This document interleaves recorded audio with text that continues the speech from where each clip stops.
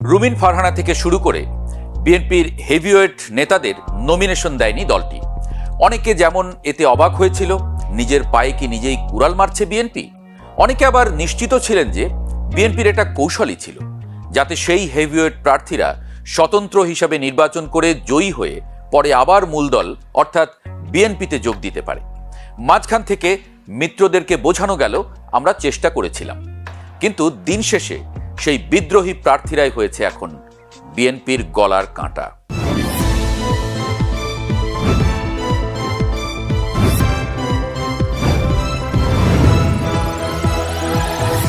ত্রয়োদশ জাতীয় সংসদ নির্বাচনের দামামা বেজেছে দেশ জুড়ে।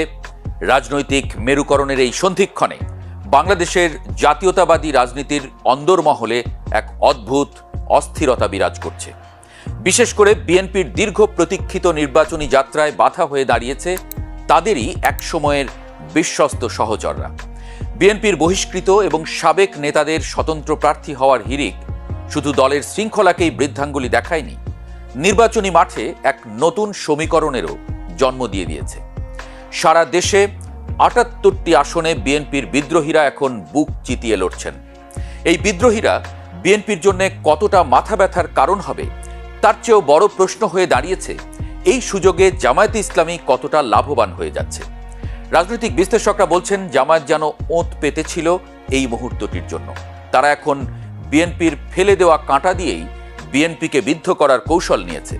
অর্থাৎ বিএনপির ভোট ব্যাংক যখন তাদেরই বিদ্রোহীদের কারণে ভাগ হয়ে যাচ্ছে, তখন সেই ফাঁক দিয়ে জয়ের বন্দরে পৌঁছে যেতে চাইছে জামায়াত জোট। বিএনপির এই বিদ্রোহী প্রার্থীরা শুধু যে নিজ দলের ক্ষতি করছেন তা নয়, জোটের শরিক দলগুলোর কপালেও দুশ্চিন্তার ভাঁজ ফেলে দিয়েছেন। বিএনপি এবার ২৯২টি আসনে ধানের শীষ প্রতীকে প্রার্থী দিয়েছে এবং শরিকদের জন্য ছেড়েছে মাত্র ৮টি আসন। এই সীমিত আসনের মধ্যেও আবার নানা বিতর্ক তৈরি হয়েছে। যখন যোগ্য ও ত্যাগী নেতাদের বঞ্চিত করে প্রবাসী বা নিষ্ক্রিয় নেতাদের হাতে ধানের শীষ তুলে দেওয়া হয়েছে, তখনই বিস্ফোরণ ঘটেছে তৃণমূল বিএনপিতে। ঝালকাঠি, নাটোর, শেরপুর বা কুমিল্লার মতো জেলাগুলোতে বিদ্রোহীদের একটি অংশকে সাময়িকভাবে শান্ত করা গেলেও অধিকাংশ আসনেই বিদ্রোহী প্রার্থীরা অনড় অবস্থানে আছেন। প্রার্থিতা প্রত্যাহারের সময় পার হয়ে যাওয়ায় এখন ব্যালট পেপারে ৯৮ জন বিদ্রোহী প্রার্থীর নাম এবং প্রতীক জ্বলজ্বল করবে। তার মানে হলো ভোটাররা যখন ভোট কেন্দ্রে যাবেন, তখন ধানের শীষের পাশাপাশি একই মতাদর্শের আরও একাধিক বিকল্প প্রার্থীকে সামনে পাবেন তিনি। এই দ্বিধা বিভক্তি জামায়াত জোটের জন্য রাজপথের সবচেয়ে বড় আশীর্বাদ হয়ে দাঁড়িয়েছে। জামায়াত ইসলামী এবার তাদের নির্বাচনী কৌশল সাজিয়েছে অত্যন্ত সূক্ষ্মভাবে। দলের ভেতরে এবং বাইরে তারা এটি জাহির করার চেষ্টা করছে যে তারা কারো দয়া বা পরিস্থিতির উপর নির্ভর করে জিততে চায় না, কিন্তু তলে তলে হিসাবটা একদম ভিন্ন। বিশেষ করে ঢাকা এবং ময়মনসিংহ বিভাগের আসনগুলোতে জামায়াত ঐতিহাসিকভাবে খুব একটা সুবিধাজনক অবস্থানে কখনোই ছিল না।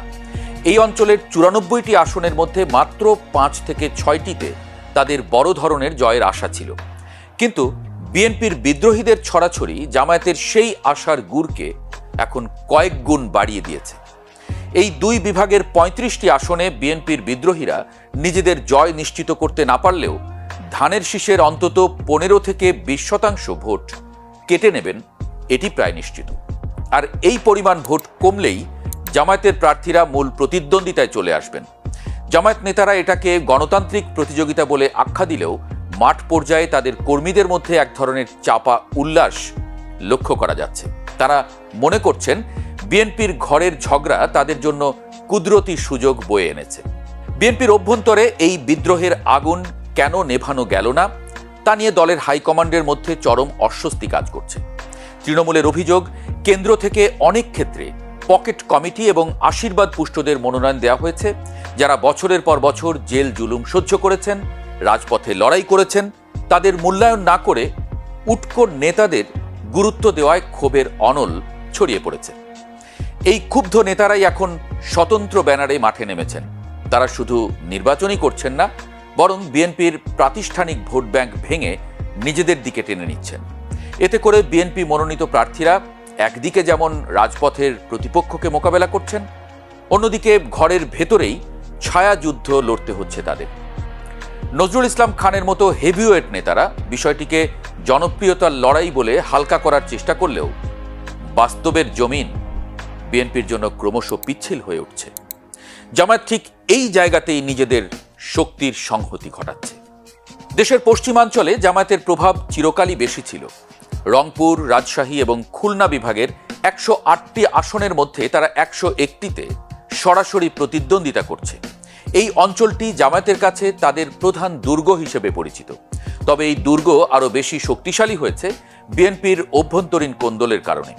রংপুর বিভাগের 33টি আসনের 4টি এবং খুলনার 36টি আসনের 11টিতে বিএনপির বিদ্রোহী প্রার্থীরা এখন সক্রিয়। ফলে যে আসনগুলোতে বিএনপি এবং জামায়াতের মধ্যে হাড্ডাহাড্ডি লড়াইয়ের সম্ভাবনা ছিল, সেখানে বিএনপি এখন অনেকটা ব্যাকফুটে চলে গেছে বলে তথ্য এসেছে গণমাধ্যমে। ধানের শীষের ভোট বিদ্রোহী আর মূল প্রার্থীর মধ্যে ভাগ হয়ে যাওয়ার অর্থ হল জামায়াতের জয়ের পথ পরিষ্কার হয়ে যাওয়া। রাজবাড়ী বা বরিশালের মতো জায়গাগুলোতেও জামায়াত এখন বড় ধরনের চমক দেওয়ার অপেক্ষায় রয়েছে। তাদের এই কৌশলী জয়ের স্বপ্ন বিএনপির বিদ্রোহীদের মাধ্যমেই পূর্ণতা পেতে যাচ্ছে। ময়মনসিংহ বিভাগে জামায়াতের কোনো আসন জেতার রেকর্ড না থাকলেও এবার তারা খুব গুরুত্ব দিয়ে মাঠ সাজিয়েছে। শেরপুর 1 এবং ময়মনসিংহ 6 আসনের মতো জায়গাগুলোতে জামায়াতের নিজস্ব একটি শক্তিশালী ভোট ব্যাংক গড়ে উঠেছে। বিশেষ করে শেরপুর 1 আসনে বিএনপির বিদ্রোহী প্রার্থীর সরব উপস্থিতি জামায়াত প্রার্থী রাশেদুল ইসলামকে বাড়তি মাইলেজ দিচ্ছে। সেখানে বিএনপির মূল প্রার্থী ডাক্তার সানসিলা জেবরিন প্রিয়াঙ্কার জন্য এখন লড়াইটা অস্তিত্ব রক্ষার, কারণ তার নিজ দলেরই সাবেক নেতারা এখন তার প্রধান শত্রু হয়ে দাঁড়িয়েছেন। জামায়াত এই সুযোগে নিজেদের সুসংহত ভোটারদের ব্যবহার করে জয় ছিনিয়ে আনার স্বপ্নে বিভোর।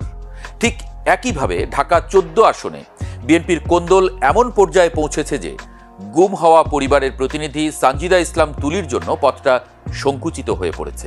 সেখানে জামায়াত প্রার্থী ব্যারিস্টার আরমানের গ্রহণযোগ্যতা বাড়ছে কেবল বিএনপির 2 প্রার্থীর লড়াইয়ের কারণে।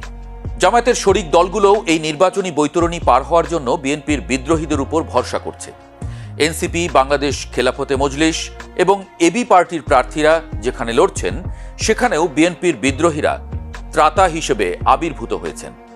মৌলভীবাজার 4 আসনে বিএনপির দীর্ঘদিনের জনপ্রিয় নেতা যখন বিদ্রোহী হয়ে দাঁড়ান, তখন সরাসরি লাভবান হয় এনসিপি বা জামায়াত জোটের ছোট দলগুলো।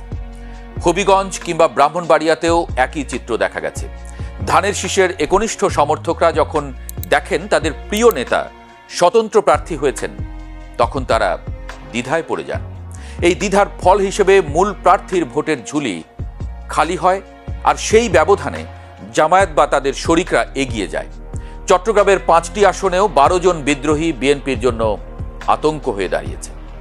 চূড়ান্ত বিচারে ত্রয়োদশ জাতীয় সংসদ নির্বাচন জামায়াতের জন্য এমন এক প্ল্যাটফর্ম তৈরি করেছে যা তারা গত 3 দশকে পায়নি। আওয়ামী লীগহীন নির্বাচনে জামায়াত নিজেকে দ্বিতীয় বড় শক্তি হিসেবে প্রতিষ্ঠিত করতে চায়, আর তাদের এই উচ্চাভিলাষী লক্ষ্য অর্জনে সবচেয়ে বড় অনুঘটক হিসেবে কাজ করছে বিএনপির বিদ্রোহীরা। বিএনপি যদি দ্রুত এই কোন্দল নিরসন করতে না পারে, তবে ভোটের দিন শেষে দেখা যাবে জামায়াত কেবল তাদের হারানো আসনগুলোই উদ্ধার করেনি, বরং বিএনপির দুর্গগুলোতেও নিজেদের পতাকা উড়িয়ে দিয়েছে। কাঁটা দিয়ে কাঁটা তোলার যে রাজনীতি জামায়াত শুরু করেছে, তার চূড়ান্ত ফল দেখার জন্য এখন শুধু ব্যালট গণনার অপেক্ষা। বিএনপির হেভিওয়েট প্রার্থীদের মনোনয়ন না দেওয়া কি আসলেই কৌশল ছিল, নাকি রাজনৈতিক অপরিপক্কতা? তা ইতিহাসের পাতায় বড় এক